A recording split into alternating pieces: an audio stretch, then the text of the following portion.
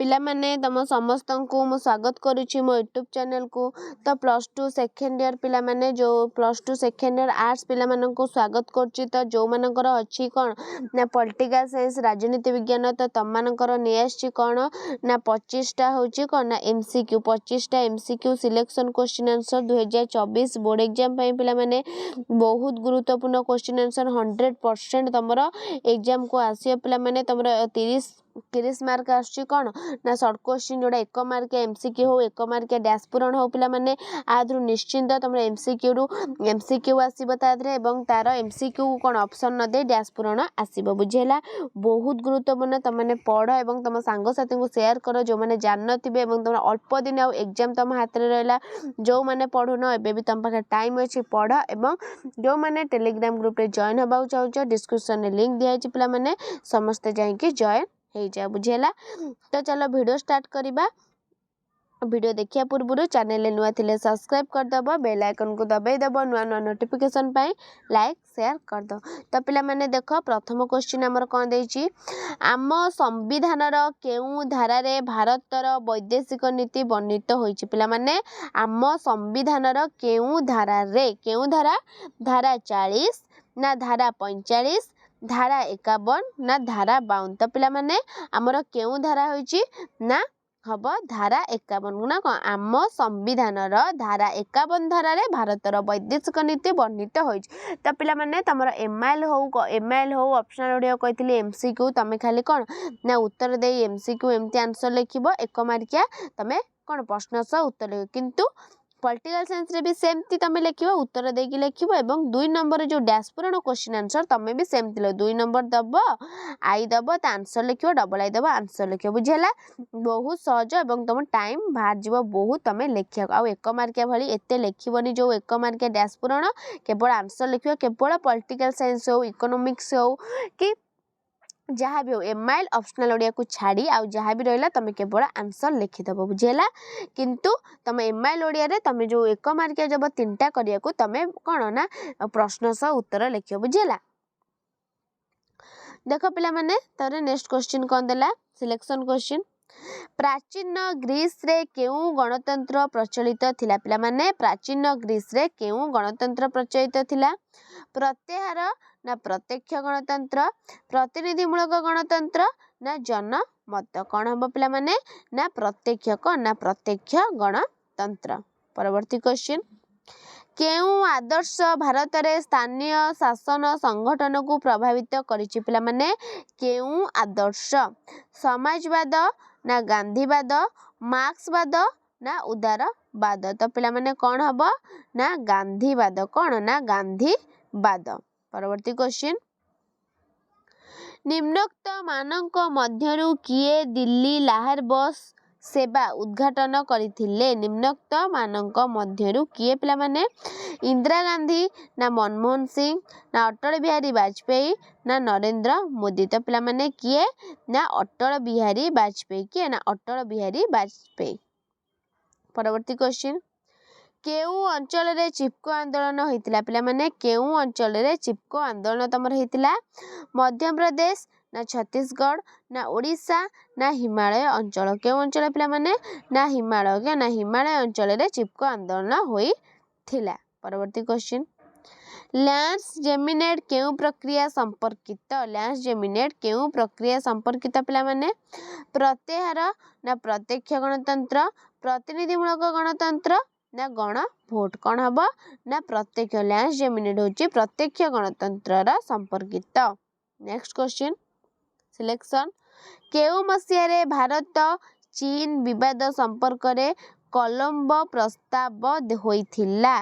तो पिले केउ मसिया रे 1957 मसिया ना 1960 मसिया 1962 मसिया ना 1964 मसिया केते मसिया ना 1962 केउ मसिया ना 1962 मसिया। परवर्ती क्वेश्चन 73तम संविधान संशोधन बिल केउ मसियारू समग्र देश रे एक आईन रूपे कार्यकारी होइथिला।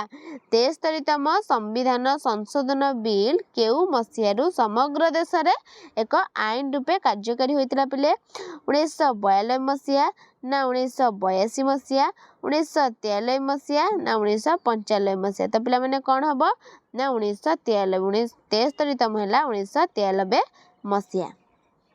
परवर्ती क्वेश्चन निम्नोक्त मध्यरु किए विधवा पुनर्विवाह आईन सहित संपृक्त कमला नेहरू ना कस्तूरबा ईश्वर चंद्र विद्यासागर ना राजा राममोहन राय कौन हम पिला माने ना ईश्वर चंद्र विद्यासागर किए ना ईश्वर चंद्र विद्यासागर। परवर्ती क्वेश्चन निम्नलिखित देश मानक मध्यरु केउटी सार्क रो सदस्य नुहे पिला माने केउटी सार्क रो सदस्य नुहे नेपाल ना चीन ना भूटान ना पाकिस्तान तो पिला माने कौन हबो ना चीन कौन ना चीन। परवर्ती क्वेश्चन सियाचिन राजीनामा कहा सहित संपर्कित सियाचिन राजीनामा कहा सहित संपर्कित पिला माने भारत चीन संपर्क भारत पाकिस्तान संपर्क भारत बांग्लादेश संपर्क ना भारत नेपाल संपर्क कहा सहित संपर्क ना भारत पाकिस्तान सियाचिन का ना भारत पाकिस्तान संपर्क।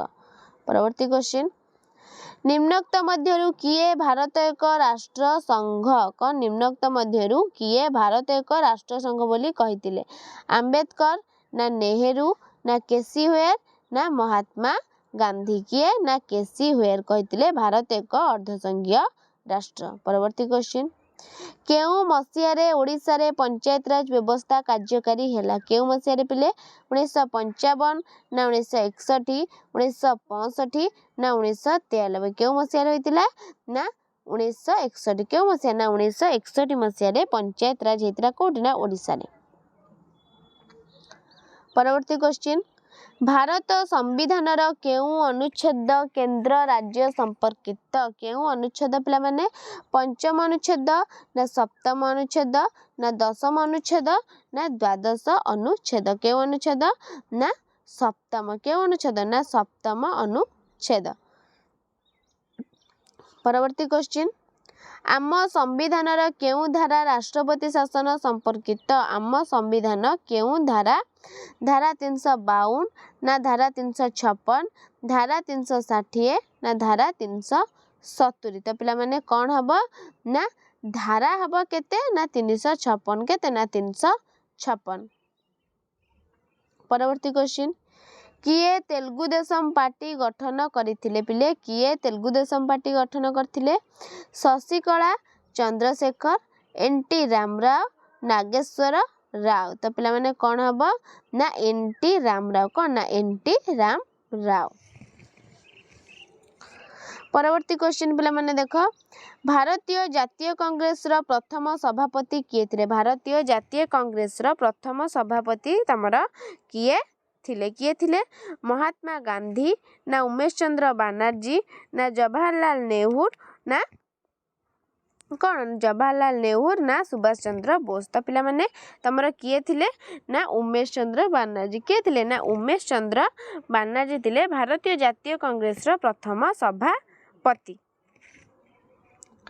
परवर्ती क्वेश्चन निम्नोक्त केउ राष्ट्र रे प्रत्यक्ष गणतंत्र प्रचलित निम्नोक्त केउ राष्ट्र रे ग्रेट ब्रिटेन ना स्विट्जरलैंड ना स्वीडेन ना दक्षिण अफ्रीका कौन पिला माने हबो ना स्विट्जरलैंड कौन ना स्विट्जरलैंड। परवर्ती क्वेश्चन केउ मसीहा रे केंद्र रे प्रथम मेंट सरकार गठन होइतिला केउ मसीहा रे 1977 1980 ना 1989 ना 1990 कौन हबो पिला माने ना 1977 कौन ना 1977 मसीहा। नेक्स्ट क्वेश्चन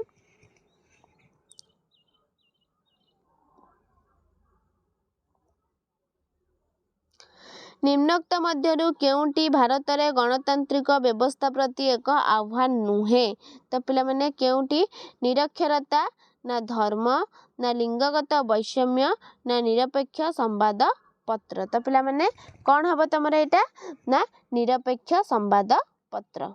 परवर्ती क्वेश्चन आम संविधान रो केउ धारा अंतरराज्य परिषद गठन संपर्कित आम संविधान रो केउ धारा धारा 263 धारा 262 ना धारा 265 ना धारा 275 तो पिला माने कौन हबो ना धारा 263 को ना धारा 263।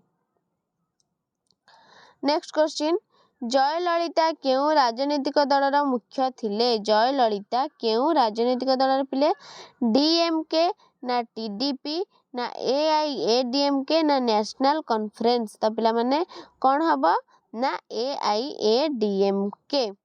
परवर्ती क्वेश्चन गणतंत्र रे सर्वोत्तम कर्ता किए गणतंत्र रे सर्वोत्तम कर्ता किए विधानमंडल ना कार्यपालिका न्यायपालिका ना जनसाधारण तो पिला माने कौन हबो ना जन गणतंत्र सर्वोत्तम कर्ता किए ना जनसाधारण।